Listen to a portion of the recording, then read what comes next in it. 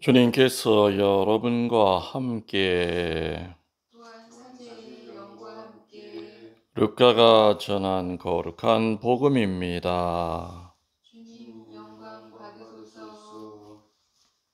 15장 1절에서 3절, 11절에서 32절까지의 말씀입니다. 그때 세리들과 죄인들이 모두 예수님의 말씀을 들으려고 가까이 모여들고 있었다. 그러자 바리사이들과 율법학자들이 저 사람은 죄인들을 받아들이고 또 그들과 함께 음식을 먹는군 하고 투덜거렸다. 예수님께서 그들에게 이 비유를 말씀하셨다. 어떤 사람에게 아들이 둘이 있었다. 그런데 작은 아들이 아버지 재산 가운데에서 저에게 돌아올 몫을 주십시오 하고 아버지에게 말하였다. 그래서 아버지는 아들들에게 가산을 나누어 주었다. 며칠 뒤에 작은 아들은 자기 것을 모두 챙겨서 먼 고장으로 떠났다. 그리고는 그곳에서 방종한 생활을 하며 자기 재산을 허비하였다. 모든 것을 탕진하였을 즈음 그 고장에 심한 기근이 들어 그가 곤궁에 허덕이기 시작하였다. 그래서 그 고장 주민들을 찾아가서 매달렸다. 그 주민은 그를 자기 소유의 들로 보내어 돼지를 치게 하였다. 그는 돼지들이 먹는 열매 꼬투리라도 배를 채우기를 간절히 바랐지만 아무도 주지 않았다. 그제야 제정신이 든 그는 이렇게 말하였다. 내 아버지의 그 많은 품팔이꾼들은 먹을 것이 남아 도는데 나는 여기에서 굶어 죽는구나. 일어나 아버지께 가서 이렇게 말씀드려야지. 아버지, 제가 하늘과 아버지께 죄를 지었습니다. 저는 아버지의 아들이라고 불릴 자격이 없습니다. 저를 아버지의 품팔이꾼 가운데 하나로 삼아 주십시오. 그리하여 그는 일어나 아버지에게로 갔다. 그가 아직도 멀리 떨어져 있을 때 아버지가 그를 보고 가여운 마음이 들었다. 그리고 달려가 아들의 목을 껴안고 입을 맞추었다. 아들이 아버지에게 말하였다. 아버지, 제가 하늘과 아버지께 죄를 지었습니다. 저는 아버지의 아들이라고 불릴 자격이 없습니다. 그러나 아버지는 종들에게 일렀다. 어서 가장 좋은 옷을 가져다 입히고 손에 반지를 끼우고 발에 신발을 신겨 주어라. 그리고 살찐 송아지를 끌어다가 잡아라. 먹고 즐기자. 나의 이 아들은 죽었다가 다시 살아났고 내가 잃었다가 도로 찾았다. 그리하여 그들은 즐거운 잔치를 벌이기 시작하였다. 그때 큰아들은 들에 나가 있었다. 그가 집에 가까이 이르러 노래하며 춤추는 소리를 들었다. 그래서 하인 하나를 불러 무슨 일이냐고 묻자 하인이 그에게 말하였다. 아우님이 오셨습니다. 아우님이 몸성이 돌아오셨다고 하여 아버님이 살찐 송아지를 잡으셨습니다. 큰아들은 화가 나서 들어가려고도 하지 않았다. 그래서 아버지가 나와 그를 타이르자 그가 아버지께 대답하였다. 보십시오, 저는 여러 해 동안 종처럼 아버지를 섬기며 아버지의 명을 한 번도 어기지 않았습니다. 이러한 저에게 아버지는 친구들과 즐기라고 염소 한 마리 주신 적이 없습니다. 그런데 장녀들과 어울려 아버지의 가산을 들어먹은 저 아들이 오니까 살찐 송아지를 잡아주시는군요. 그러자 아버지가 그에게 일렀다. 얘야, 너는 늘 나와 함께 있고 내 것이 다 네 것이다. 너의 저 아우는 죽었다가 다시 살아났고 내가 잃었다가 되찾았다. 그러니 즐기고 기뻐해야 한다. 주님의 말씀입니다. 그리스도님 찬미합니다. 전위의 예수님, 찬미주님. 주님의 이름으로 평화를 빕니다. 네, 오늘 참으로 긴 그 비유의 예수님의 복음이 있었습니다. 오늘 이 복음을 이렇게 읽으면은 또 묵상을 하면은 아마 제가 언젠가 피정 때 아마 한 번은 얘기를 했던 걸로 생각이 납니다. 어떤 얘기냐? 사제로 살면서 기쁜 일도 있고요. 또 가슴 아픈 일도 있습니다. 그런데 가슴 아픈 일 가운데서 10가지를 고르라고 한다면 아마 적어도 5번째 안에 들어갈 정도로 가슴 아픈 일이 있었습니다. 아주 괴로운 그러한 그 사건이 하나 있었죠. 제가 어느 본당에 있을 때 전화 한 통화를 받았습니다. 교우라고 밝힌 어떤 아가씨가 전화를 했는데 그는 본인 자신을 얘기하기를 16살 때 가출해서 10년 동안 술집, 다방, 창녀촌을 전전하며 다니다가 고향의 청년과 혼담이 오고 가다가 결혼이 성사되기에 이르렀다고 합니다. 물론 집에서는 서울로 간 딸이 좋은 회사에 다니는 줄 알았고요. 동네 사람들도 그 아가씨가 번듯한 직장 생활을 하는 줄 알았겠죠. 그러니까 중신을 누군가 했을 겁니다. 직장에 착실히 다니는 줄로 아는 그 상대편, 그 남자에게 내가 다방에 있던 여자다. 내가 창녀촌에서도 몸을 팔았다. 술집에 들락거려 술집에서 돈 벌었다. 이런 얘기 할 수 있습니까? 못하죠. 자신의 과거를 밝힐 수는 없고 또 만일에 그거를 속이고 결혼한 후에 그 일을 심각하게 생각해 봤지만 분명히 언젠가는 이 어두운 과거가 밝혀질 것인데 그때 그 파장은 도저히 감당이 되질 않았다 이 얘기입니다.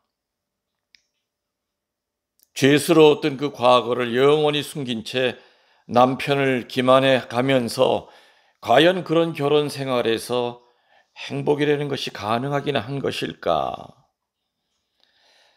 이 아가씨는 고민하다가 자살을 결심하게 됐고요. 그래서 죽기 전에 어릴 때 다녔던 그 성당이 생각이 났고 그냥 죽기 전에 아무 신부님에게나 털어놓고 죽고 싶어서 전화를 드렸다는 그 내용이었습니다. 그러면서 신부님 저를 말릴 생각하지 말고 물론 자기도 교리를 배워서 압니다. 자살하고 죽은 사람은 천국에 못 간다는 건 알지만 그래도 하여튼 신부님 기도 한 번만 해 주십시오. 이런 내용이었던 겁니다. 저는 그 아가씨에게 전화 끊지 마세요 하면서 내가 할 수 있는 좋은 얘기는 다 해봤지만 그 아가씨는 냉랭하게 전화를 끊었습니다. 며칠이 지난 뒤에 우연히 지방 신문을 읽게 됐는데 거기 작은 제목으로 어떤 기사가 있었느냐? 결혼 비관 자살이라고 하는 제목과 그 밑에 자살하게 된 내용이 실려 있었던 겁니다. 그 내용을 들어보니까 나에게 전화를 걸었던 그 아가씨가 100% 맞았습니다. 저는 그 이후에 너무 괴로워서 이 이야기를 아무에게도 말 못했지만 사제로서 그 죽음을 말리지 못했다고 하는 그 한계를 느꼈던 가슴 아픈 사건이었던 겁니다. 그러면서 한 인간이 가지고 있는 그 죄의식, 그 죄책감, 이것이 그토록 한 영혼을 망가뜨릴 수 있구나 하는 그것을 깊이 묵상하게 됐다 이 얘기지요. 죄책감에서 해방이 못 되면 파멸을 하게 됩니다. 자, 여러분들 오늘 복음으로 한번 돌아옵시다. 오늘 이 복음의 비유는 2000년 동안 수많은 영성학자들 아니면은 문학가들의 잉크를 흘리게 했던 복음 중에 복음이고 설교가들의 단골 주제가 돼서 세계 곳곳에서 설교되었던 비유인 이 탕자의 비유, 돌아온 아들의 이 비유를 우리들이 한번 좀 묵상해 봅시다. 물론 이 비유는 4분이 넘는 그 분량만큼이나 일주일 동안 여러 가지 테마를 끄집어내서 피정을 시킬 수 있는 방대한 분량의 내용들입니다. 그렇지만은 너무나 보물이 많이 묻혀 있어서 그 묵상의 범위가 너무나 넓습니다. 아버지의 관점에서 묵상할 수 있을 거고요. 돌아온 아들의 관점, 또 돌아온 동생에 대해서 뒤에서 못마땅해 하는 큰아들의 관점, 심지어는 작은아들이 돌아와서 억울하게 죽은 살찐 송아지의 입장에서도 우리는 묵상할 수 있지만 오늘은 좀 더 다른 색다른 방향에서 묵상을 하고자 합니다.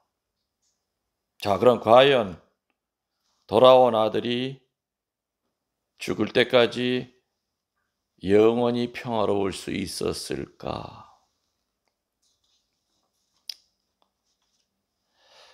돌아온 아들을 계속해서 괴롭혔던 것이 무엇이었을까? 수많은 영성신학자들이 이 돌아온 아들의 비유에 대해서 얘기했지만은 돌아온 아들 그 이후의 삶에 대해서는 이제껏 어느 책을 읽어서도 한 번도 돌아온 이후의 그 아들의 삶에 대한 이야기를 영성적으로 이렇게 풀이한 거는 좀 못 봤습니다. 저는 그러나 아까 얘기한 것처럼 그 자살한 그 아가씨의 그 죄책감 때문에 저는 다시 한번 이 돌아온 아들 그 끝난 이야기 그 이후의 모습까지도 같이 묵상하게 된 겁니다. 자, 돌아온 작은 아들을 아버지가 기쁘게 맞이합니다. 그리고 하인들에게 가락지와 옷과 신발을 신겨주라고 그러지요. 옷은 뭐를 뜻합니까? 명예를 뜻합니다. 가락지는 권위를 뜻합니다. 신발은 자유를 뜻합니다. 그리고 살찐 송아지를 잡으라 그럽니다. 우리 즐거워하자. 잃어버렸던 내 아들을 내가 찾았다. 그때 일터에 나갔던 큰아들은 잔치하는 소리를 듣고 하인에게 왜 저렇게 난리냐 그랬더니 동생 되시는 분이 아무 탈 없이 돌아와서 아버지가 이렇게 잔치를 베풀고 있는 겁니다.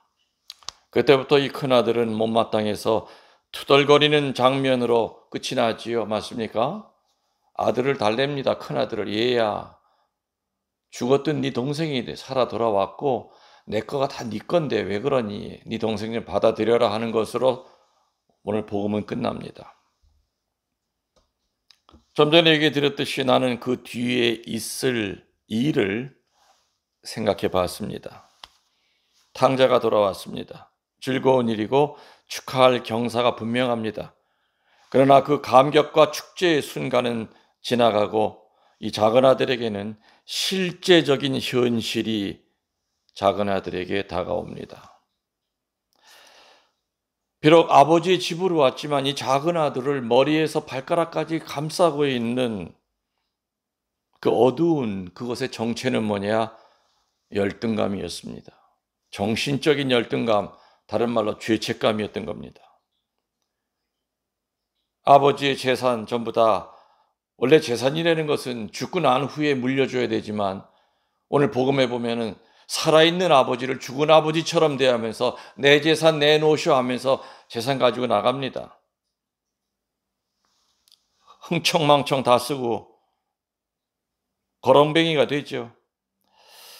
이 과거에 자기가 저질렀던 죄와 허물, 끊임없이 자기의 양심의 고발이 이 작은 아들을 괴롭혔던 겁니다. 또 가끔 그 돈 가지고 수많은 여자들을 만났던 그 육에 속했던 그 옛 생활의 향수가 그를 분명히 유혹했을 겁니다. 그래서 오랜만에 찾아온 집안의 분위기도 적응하기가 쉽지 않았을 겁니다. 아마 제일 적응하기가 힘든 건 누구였을까요? 형님의 싸늘한 눈초리였을 겁니다. 한 번도 따뜻하게 형은 자기를 바라다 봐주질 않았습니다. 그러면 그 동네 사람들도 뭐라고 그랬겠습니까? 아이고, 저 개망나니 몇 달 못 견딜 거야. 다시 또 기어 나갈 거야. 아버지 재산 훔쳐가지고. 동네 사람들이 다닐 때마다 수군수군대고 손가락질하는 그 모든 시선이 이 둘째 아들은 견디기가 어려웠을 겁니다. 오늘 복음 분명히 해피엔딩으로 끝나죠? 근데 그 후에 작은 아들의 삶이 어떻게 됐는가에 대해서는 어느 누구도 얘기를 해주질 않았습니다. 오늘 해드리는 겁니다. 이러한 문제는 단순히 탕자의 문제로 그치는 것이 아니고 오늘날 우리들 각자의 문제입니다. 이 둘째 아들은 이제부터 얘기하는 이 세 가지를 극복하지 못하면 분명히 다시 기어나갔을 겁니다. 그리고 이 세 가지를 극복했다면 그 해피엔딩의 스토리에 이어서 모든 것이 잘 돼서 형과도 잘 사이좋게 되고 아무튼 이야, 제 사람 완전히 달라졌네. 에? 완전히 새 사람 됐네. 하는 그런 소리 들으면서 죽을 때까지 해피하게 분명히 살았을 겁니다. 몇 가지를 해결하지 못하면 나간다고 그랬습니까? 세 가지. 첫 번째, 이제껏 내가 조금씩 그 복선을 깔아드렸지만은 이 둘째 아들은 과거에 대한 열등감 때문에 그거로부터 그 죄책감으로부터 해방되지 않으면은 분명히 기어 나갑니다. 살 수가 없는 겁니다. 이 둘째 아들만이 아니라 우리들도 과거에 대한 열등감 때문에 괴롭힘을 당할 때가 많습니다. 하느님의 사랑을 배반했던 죄 왜 없었겠습니까? 사람마다. 허망하고 방탕하고 교만하고 방자했던 그 죄와 허물 때문에 괴로워하는 불안에 떠는 사람들이 있습니다. 또 낙태시킨 죄에 대한 거 얼마나 큰 죄책감입니까? 고백성서를 봤어도 고백성서를 보고 내 가슴에 꽂힌 큰 대못을 뽑아냈어도 그 대못에 그 뽑힌 그 구멍은 그대로 크게 남아 있습니다. 아무튼 우리는 다른 사람들과는 좀 다르게 색깔은 다 다르지만은 과거에 대한 그 열등감이 없는 사람이 과연 몇이나 되겠을까요? 둘째 아들은 뭐라고 그럽니까? 아버지, 저는 하늘과 아버지께 죄를 지었습니다. 이제 저는 감히 아버지의 아들이라고 할 자격이 없습니다. 이렇게 얘기를 하면서 아버지의 집을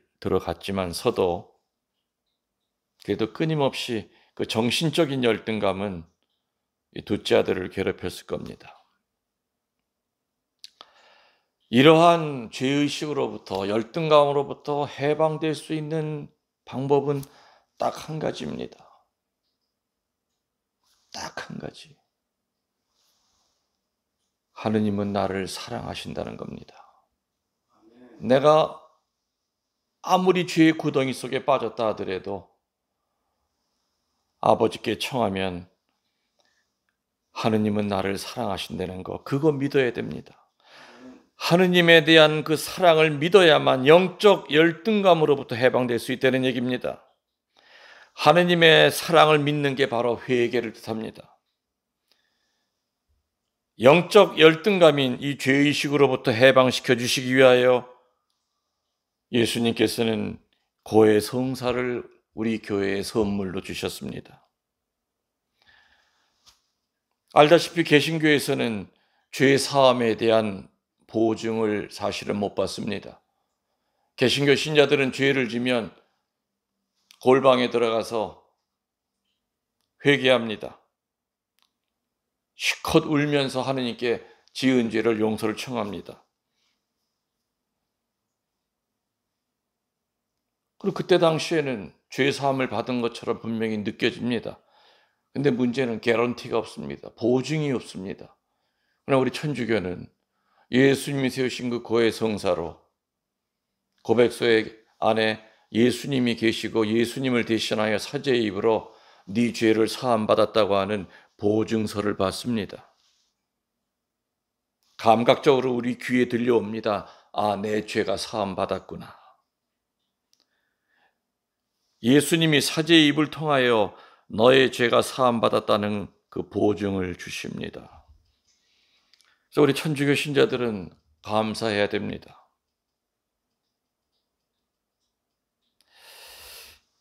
그래서 이 둘째 아들이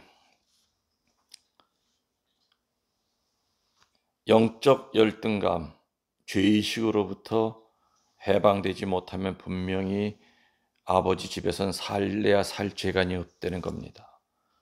그 열등감을부터 해방되는 게 뭐라고 그랬죠? 뭘 믿는다고요? 하느님은 나를 사랑하고 계시다는 거. 형은 나를 사랑하지 않아도, 동네 사람들은 나에게 손가락질을 하여도, 아버지는 나를 100% 믿지 못하여도 하느님은 나를 사랑하고 계시다는 하느님의 사랑을 믿을 때는 영적 열등감은 사라집니다. 머무르게 됩니다. 두 번째로 이 둘째 아들이 이 두 번째를 견디지 못하면 분명히 기어나갈 것인데 뭐냐? 두 번째는 육에 속했던 옛생활에 대한 유혹입니다. 알코올 중독자들, 노름꾼, 바람이 나는 호색가들, 이거로부터 벗어나는 거 쉽지 않습니다. 이 둘째 아들도 인간이기에 뭔가 답답할 때면 그 옛날 방탕했던 시절 그립습니다. 하느님을 모르고 세상 것을 우상 숭배하며 살았던 그 시절로 되돌아가 버리고 싶은 그 충동을 느낍니다. 세속, 육신, 마귀의 삼구의 싸움에서 승리하는 것이 결코 쉽지 않습니다. 그래서 우리들의 처절한 몸부림은 숨이 끊어질 때까지 이어져야 됩니다. 루카복음 4장 13절에 어떤 얘기가 나옵니까? 예수님을 광야에서 3번이나 유혹하고 난 다음에 그 사탄은 예수님의 인성을 시험해보고 예수님에게 지고 난 다음에도 떠나가면서 뭐라 그럽니까? 다음 기회를 노리고 떠나갔다.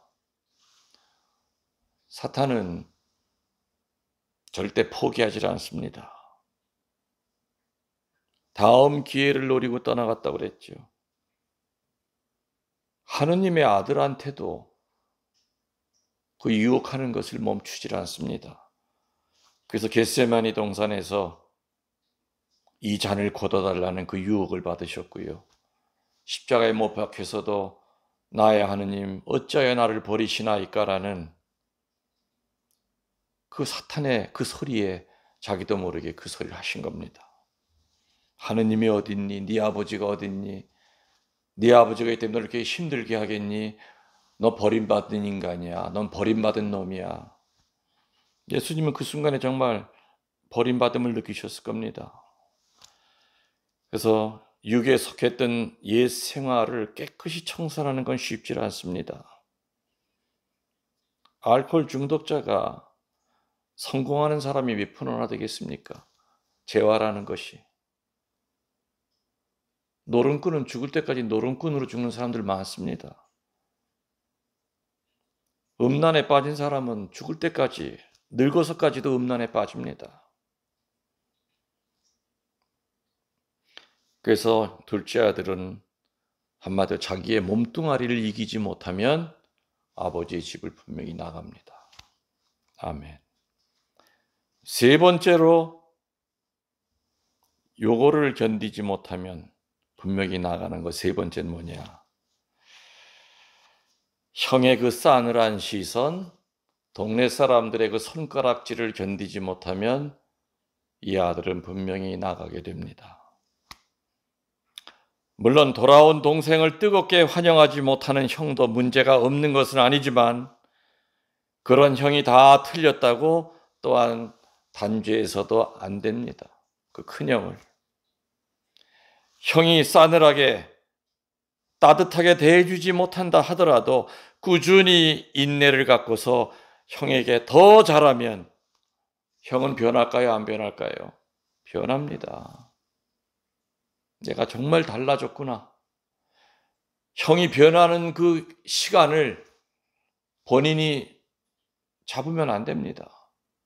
1년이든 2년이든 몇 년이 지날 때까지 형한테도 정말 잘하고 하면은 동네 사람들에게 정말 잘하면 형도 변할 거고 동네 사람들도 바뀔 겁니다. 여러분들 주님을 만나러 나왔던 키가 작은 자케오는 군중들 때문에 예수님께 가까이 못 갔죠. 그리고 키가 작기 때문에 예수님을 볼 수도 없었습니다. 그러나 성서 어디에도 예수님 만나러 왔던 자케오가 군중을 원망하거나 키 큰 사람을 원망하는 얘기는 없습니다. 그는 앞에 달려나가서 무화과나무 위로 올라갑니다. 환경을 원망하지 않고 더욱 열심히 하느님 앞에 나아가면 됩니다. 얼마나 긴 시간 동안 내가 손가락질을 당하고 큰형이 나에게 싸늘한 시선을 준다 하더라도 끝까지 버티면 달라질 겁니다. 지금 간단히 지금 세 가지를 얘기 드렸습니다. 돌아온 탕자 그 이후의 삶은 어땠을까? 지금 이 얘기는 바로 우리들의 이야기입니다. 고백소에 찾아 들어와서 눈물 콧물 흘리면서 성사를 보고 회개한 후에도 우리는 끊임없이 이 세 가지 유혹에 분명히 시달릴 겁니다. 그리고 이 세 가지는 우리의 상처로 남아있기 때문에 마귀들은 우리의 이 상처를 가지고 우리를 지배하려고 합니다. 영적 열등감을 가지고 하느님이 나를 사랑하신다는 것을 못 보게 만들 겁니다. 그리고 때로는 옛날에 방탕했던 그 향락의 삶으로 되돌아가게끔 자꾸 유혹을 분명히 합니다. 또 어떤 때는 주변 사람들의 그 손가락질 때문에 에이, 더러워서 이제 못 살겠다. 착하게 살려고 그래도 믿는 놈이 하나도 없네 하면서 같이 싸우고 같이 성질 부리고 못 견딥니다. 그 동네에서. 그래서 비록 지나가다 돌멩이가 날라오더라도 손가락질을 받더라도 끝까지 열심히 근면하게 산다면 그들의 그 싸늘한 시선은 따뜻한 마음으로 인정하는 마음으로 분명히 바뀌게 될 겁니다. 우리 모두는 오늘 복음에 나오는 아버지의 입장이 되어 내 주변에 죄 지은 사람을 끌어안고 옷을 입혀주고 가락지를 껴주고 신발을 씻겨야 될 그런 아버지의 역할을 해야 될 때도 있고요. 또 작은 아들처럼 그래, 내가 아버지의 집에 가서 종 중에 종으로 살더라도 아버지 집을 찾아가자. 아버지의 집을 향하는 그 발걸음은 분명히 가볍지 않았을 겁니다. 온 옷이 누더기가 돼서 한 걸음 한 걸음 걸어오는 그 둘째 아들을, 아버지는 그 둘째 아들이 집을 떠난 그 다음 날부터 옥상에 올라가서 저 먼 데서 아들을 오기를 기다렸던 겁니다. 새카만 어느 날 점이 보이는데 아버지는 본능적으로 저 내 새끼다, 내 둘째 아들이 돌아오는구나, 신발도 안 신고 뛰어나갔던 겁니다. 둘째 아들을 끌어안고 잃어버렸던 내 아들을 내가 찾았구나. 하느님의 마음은 바로 이런 마음입니다. 죄인인 우리들이 고백소에 들어가기 쉽습니까? 천근만근의 그 무게로 발걸음이 무거울 거지만은 아버지 집을 향한 그 둘째 아들을 아버지는 둘째 아들이 걸어오는 것보다도 훨씬 빠르게 달려와서 아들을 끌어안습니다. 그래서 하느님은 사랑이십니다. 결국에 오늘 복음은 하느님의 사랑의 이야기를 아름답게 얘기해주고 있지요. 그리고 돌아온 아들이 이제까지 얘기했던 그 세 가지 영적인 열등감을 극복하는 길은 뭐라고요? 하느님은 나를 사랑하고 계시다는 거 믿어야 됩니다. 두 번째로, 육에 속했던 옛 생활의 유혹이 올 때마다 우리는 기도로 썩을 물리쳐야 됩니다. 세 번째로, 주변 사람들의 싸늘한 시선을 우리는 견딜 수 있는 담대한 마음이 있어야 됩니다. 그래서 인정받아야 됩니다. 이 세 가지의 상처를 우리들이 극복하지 못하면은 역시 우리들도 아버지 집을 떠납니다. 교우들끼리 서로 주고받는 상처 왜 없겠습니까? 성직자 수도자들한테 받은 상처 왜 없겠습니까? 교회를 떠나는 사람들은 다 나름대로 이유가 있습니다. 누구 뵈기 싫어서, 누구 무엇 때문에 실망해서.